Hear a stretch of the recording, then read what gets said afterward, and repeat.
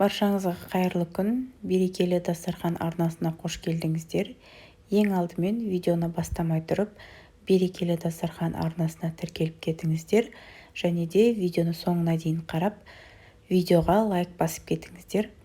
Бүгінгі видеода біз қайнатылған құрт жасайтын боламыз. Құртымыздың құрамына қант қосылатын болады, яғни тәтті құрт болып шығатын болады. Бізге керекті заттар: 500 грамм сүзбеміздің үстіне 60 грамм үй температурасындағы сармайымызды саламыз және 130 грамм қантымызды саламыз. Сармайымыздың пайызы жоғары пайыздық болуы қажет. Блендердің көмегімен жақсылап езіп алатын боламыз. Сүзбеңіз балғын болуы, яғни свежий болуы маңызды емес. Морозильнигіңізде немесе холодильнигіңізде тұрған сүзбе жарай береді.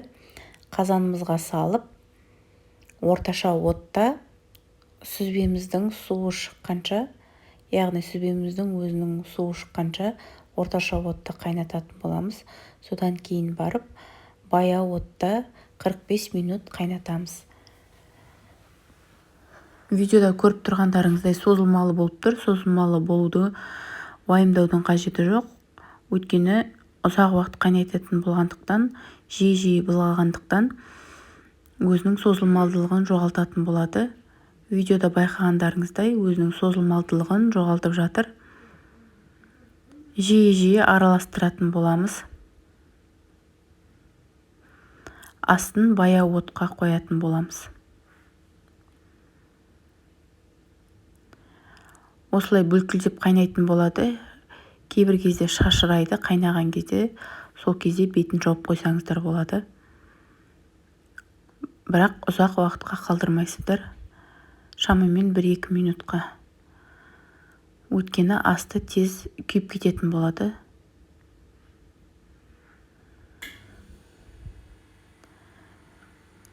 Жиі осылай араластырамыз. Асты жабысып, күйуі өте бейім, сондықтан жиі араластырамыз. Шамамен 20 граммдай сармай салдым. Сармайым маған аздау болып көрінді.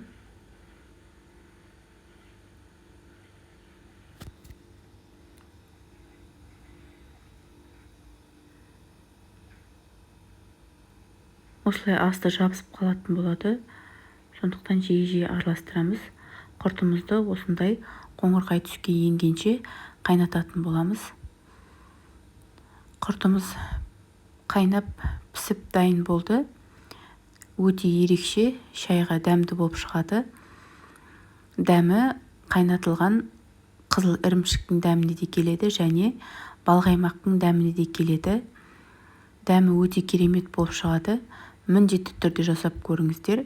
Егер де менің видеом сіздерге ұнап жатырса, лайк басып кетіңіздер және де менің арнама тіркеліп кетіңіздер. Қош сау болыңыздар.